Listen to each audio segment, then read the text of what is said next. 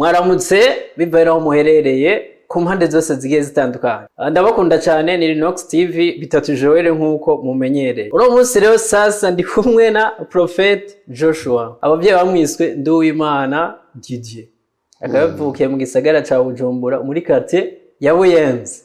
Niwe turi kumwe uno munsi ndakuramukije cyane Prophet. Namahoro cyane Imana ibaho umugisha. Umeze neza.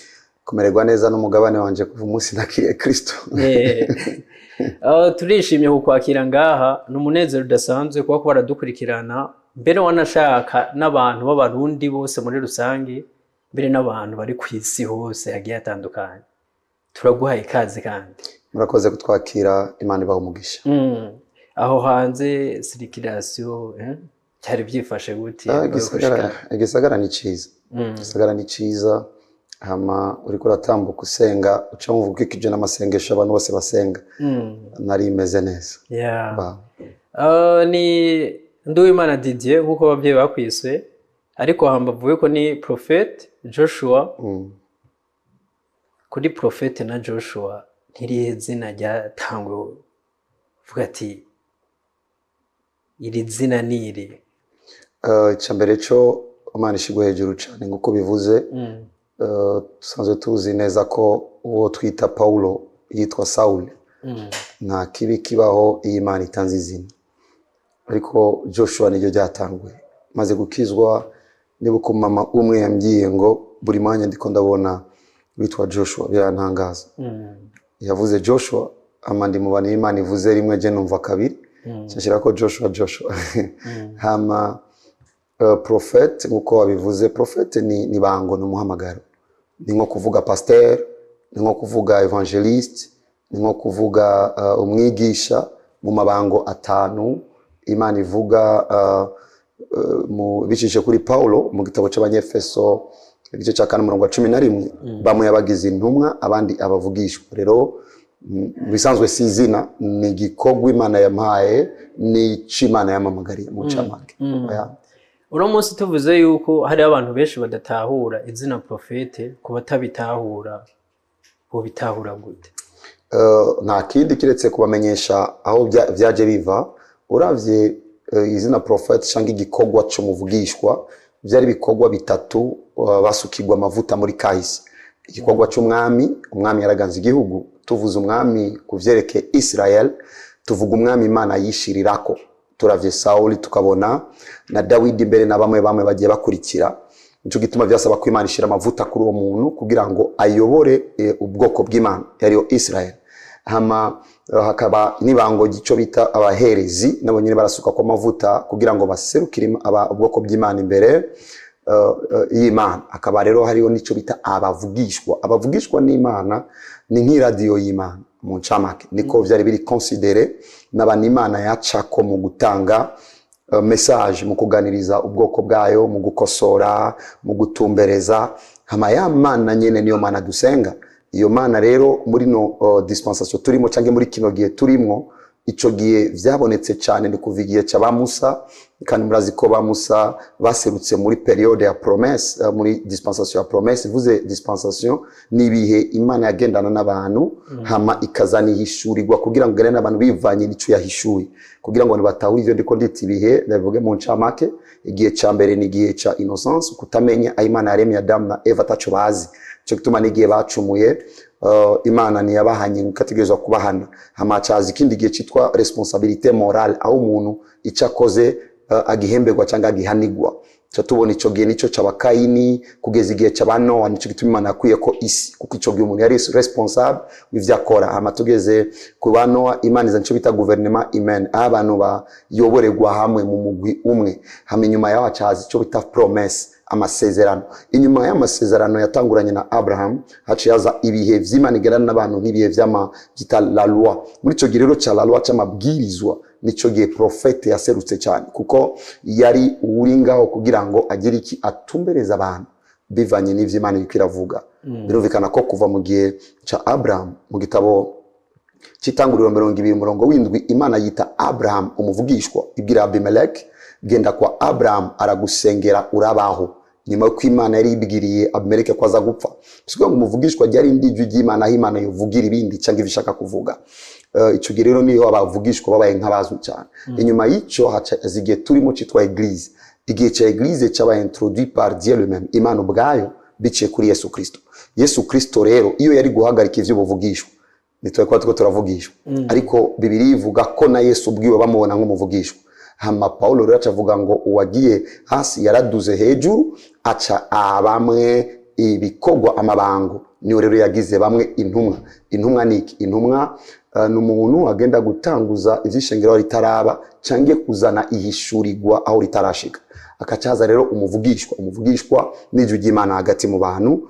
Gusa muri kino gihe ca Eglise Nouveau Testament nkuko bavuga muri 1 Corinthiens 14 bavuga ko umuvugishwa ajejwe guhanura, gukonsola, donc hope, gukonsola, kwedifia no gukonstruiza. Niyo role y'umuvugishwa muri Eglise, amajambo yubaka agarura ivyizigiro mu bantu. Hama abandi nabavuga butumwa, abandi na pastori, abandi nabigisha. Mu Burundi rero biroroshe iyo uvuze pasteur, kubera ko abadutanguriye imbere baje bitwa aba pastor. Ariko je ndemeza cyane ko David Ndarutse yari umuvugishwa, kuko mu mwanya muto na nicaranye n'abagendanye nawe kugira ngo menye iyo ngabire n'uwo mugisha uri mu migisha yatumye haba irikanguro tuko tugenderamo, nategezwa kumenya uwo muntu yarameze gute.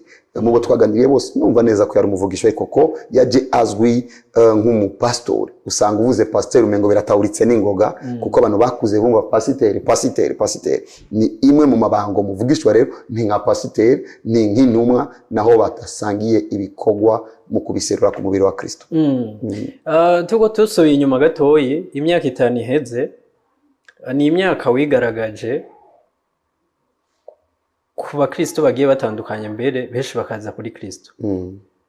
Tuze ukintu cabaye ni Eglise wari ufise mu Ngagara muri de ruhande ya Hope gato, kandi umuntu twasumira yari amahera menshi hari mwayubakishije. Mumaze kubona ugwete ruje ati ntibikunda ko mubandanya aho mwiyakiriye gute? Buzobara bwa mbere nishyuye kuri ico kibazo, kuko namanemeza ko Bibiliya ivuga ko twahamagariwe kwamamaza ishimwe giye duhamagaye, cyo gituma kenshi tuvuga ivyiza nkuko umengo na bibi duhura navyo, kuko tuma twizera ko vyose bikoraniriza hamwe kutuzanira ivyiza. Cyane cyane mu mizerere cyangwa kwizera kwacu twebwe abakristo, twizera neza ko Imana yaremye n'iki bandanye ikora. Hamwe yo tubonye ko abagore bavyara bagize igise, twavyakiriye nk'igise kugira ngo tuvyare bikurikira. Imana ishigwe hejuru rero, kuko na kimwe kiba kibi. Bibiliya ivuga ngo vyose bikoraniriza hamwe kutuzanira ivyiza. Benshi baribaza ngo vyagenze gute? Uko vyagenze uko ariko kose turashimira Imana. Cyari kibanza tugomba gukorerako, hama cyaratwaye uburyo bwinshi, vyo uvuze uburyo bwabaye bwinshi rero n'amabanki tukiri hano ubu ni byinshi. Harari abantu baduhaye ivyuma, twarisha imyaka ishika 2-3, hama tuvyakiriye turavyakira ko akunda abakristo. Twe twigisha abantu kwihangana, twategerezwa kubiga icapo cyo komeza abantu ku kwihangana tuzicarico. Mu ncamaka batabizi umunsi namenye makuru ico gihe n'uwo munsi Prophet Bijoshua yarapfuye. Donc nari mvuye gusenga, hama ndaza muhira nitegura. Nyuma yo gusenga ndavuga reka mfungure gato ngira ka energy, kuko umva ijoro ryose nabaye masengesho kugira ngo nkorere ubwoko bw'Imana. Ncandaja kuri internet cyambona inkuru ya TB Joshua yapfuye. Cyane rikira umuntu muri Nigeria ko TB Joshua naramukurikirana cyane. Acambwira ngo nivyo, akimbwira ngo nivyo, cyambona indi message ngo hano hari iki kuri Eglise. Je cyo nakoze cyabaye kimwe, naciye nja mu cyumba gufukamo, ndabwira Imana ndagushimiye, nta kimwe kibutakizi. Nimba je nakoze amakosa mbabarire, kuko urera na nikosa tukuziko. Ariko kandi nimba ufise icyo ugomba kunyigisha, mfasha ndacige neza, uzosohokane na diploma ivyo ugomba ko nahura. Kuri twebwe byabaye bihe vyiza, kuko vyose bikoraniriza hamwe kutuzanira ivyiza. Uno munsi bihe vyiza twifuza ko bigaruka, ni bihe vyiza twarenganye tudakeneye ko bigaruka. Uno munsi mufise abantu benshi babakurikirana, kandi abantu benshi mubaho ubutumwa bubakora mu mitima musohora. Tuvuze yuko ama challenge aba ku ba pasiteri cyangwa aba prophet araba nk'imyaka 5 irenga, ama challenge ashobora kugera kushikiye intambamyi zirabaho imbi, ushaka dusangiza intaye gato nk'amasegonda cyangwa umunota ati ngizwe n'intahe kuva nkizwa kugeza uyu munsi ni intahe. Icya mbere sinabaye umuntu yoroshe mu kwakigwa kuko bivanye n'imico abantu bari bamenyereye ahaturuka abakozi b'Imana abapastori baturuka mu bana b'abapastori. Hama ndaje ndakijijwe baranezerewe wari umusanisi uguje yarakijijwe ariko nangiye kuvuga ubutumwa ntivyari vyoroshe. Ibi navyo bivuye yize ryari abiyoye aturutse zari challenge kuza mu bantu basanzwe bavuga iyo Mana ama ntugumbigwe nabo ntivyari vyoroshe kuko urumva ko bien sûr ndiko ndavuga Yesu nari nteze ko bavuga Yesu bose banyakirana umunezero ariko iyo amakenga yinjiye ko basanzwe bavuga Yesu nicari coroshe ku buryo cari gutuma umuntu avuga ngo ibinjemo nibiki kiretse ko umuntu aba yahuye n'Imana ikamwemeza ivyo murungitsemo akaca avuga reka mbandanye mu kubandanya ariko hagiye haba uyu nuyo akavuga nawo harira uyu muntu yarahamagawe koko izo nazo novuga ko ari challenges kira batandukanye hama igikorwa c'Imana namanemeza abantu yuko ariyo challenge dusangiye n'abandi bantu bose gukizwa ni kubuntu ariko ivuga butumwa rirazimvye kandi faranga n'iritogwa hasi ibikorwa rero bisaba ko n'uburyo bubamwo birumvikana ko atobura ikinakiriye ariko muri byose kandi Imana yagiye dusohoramo izindi twokwita challenge n'intambara zo mu isi imwe izo nazo zatumye Imana ituzana nkibaze ko umuntu nk'uyu avuga ubutumwa agakizwa abantu nk'abariya Shetani acamukomera amashi ntibishoboka umuntu nk'uyu sengera abantu barozwe bakadawa ivyo bari video zirabaho z'abantu babona abantu badawa imisumari bibaza ko ishize muri yonda aca nkomera amashi oya izo zabaye rero intambara zitandukanye umuntu ahura nazo kandi twizera ko tuzobananye dutsinda kuko nitwovuga ko ziheze mu gitabo ca Yobu gice c'indwi umurongo wa mbere navuga ngo turi mwisi dufashe umwanya mu ntambara nuko rero ubwami bw'Imana nuko ndabivuze kugira ngo usenga cyangwa ukora hamagagwa ejo niyahura n'ikintu ntavuge ngo yo Imana niyampamagaye kubera ko nahuye ni ivyo sivyo vyemezwa hamagana utamagawe ahubwo kwanza je namanemeza ko nuhuye n'inzitizi nyinshi aba yahamagawe kuko Shetani abatinyi winji n'ivyo mu ncama ndaza kugaruka ku majambo amwe abantu baba badashobora gusobanukirwa hariho ijambo kenshi ukunda kuvuga ati biragoye kubwira umuntu ahebe ibyaha adafise ico yiteze kw'iyo Mana aka kantu rero hari abantu benshi bambwiye ati umunsi mwahuye vraiment turakeneye azagasobanure neza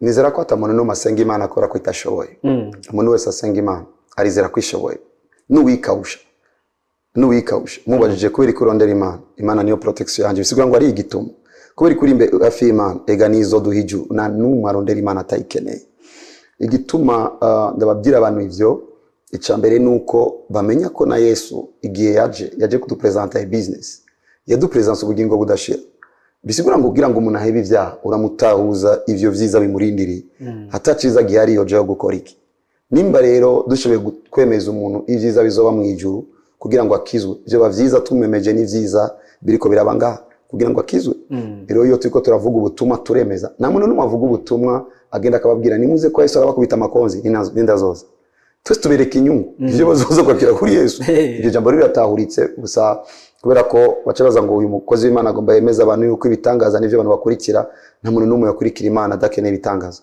gusa ibitangaza birarutana kuba twicaye ngana igitangaza kubizuba riko rarengana n'igitangaza ariko kandi ku wundi gitangaza n'igihumbi ubundi nayo igihumbi n'amafaranga ata igitangaza no miliyoni igitangaza ni ikintu cyacu cyose utokwikorera ugikorera n'utangaje kuri wowe tugomba rero ko Imana imenywa ntishoboye kwintervena aho tudashoboye kugira ngo tu igume ko ico nico cyamagituma mbwira abantu biragoye kubwira umuntu ahera ivyaha hatanyungu za Yesu uri kuramwereka ico ni kimwe ikindi naco gifatanye n'ico namanemeza abantu yuko banyogokuru bacu batagiye ku bapfumu kubera ko bakunda kwifotozanya nabo bagiye kubera ko bumvise inyishu boronkayo igihe abantu bazobandanya babona Yesu nk'inyishu bazomuzako ico rero kiri mu bintu namanemeza abantu nabwira reka kwihuta nimba Imana yaguhamagaye irindira kwemeza ko yaguhamagaye kuko yaguhamagaye vy'ukuri iraguha ibimenyetso vyemeza ko yaguhamagaye kiretse nimba guhamagaye n'Imana shasha asangwa ari ya Petero na Yohana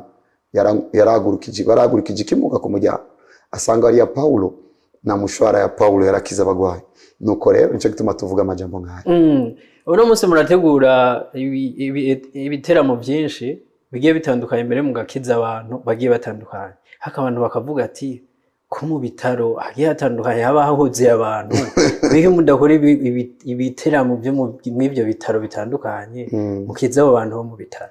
Twebwe tuyoboka Yesu tari kuyoboka ivyo abantu bavuga nitwaheze ibitaro bacavuga kubera iki tutagenda mu mazu yabo ariko nimba tuyoboka Yesu rero aragaheza gigo uraza umunsi Yesu yagiye mu bitaro ni rimwe gusa ndakwerekana Yesu yagiye mu bitaro mu gitabo ca Yohana bavuga ngo ari ahantu hariho piscine hari abantu barindiriye hari abagwaye batandukanye ni ahantu honyene Yesu yagiye mu bitaro kandi gitangaje yaciye akiza umuntu umwe asigaye ibimuga vyinshi.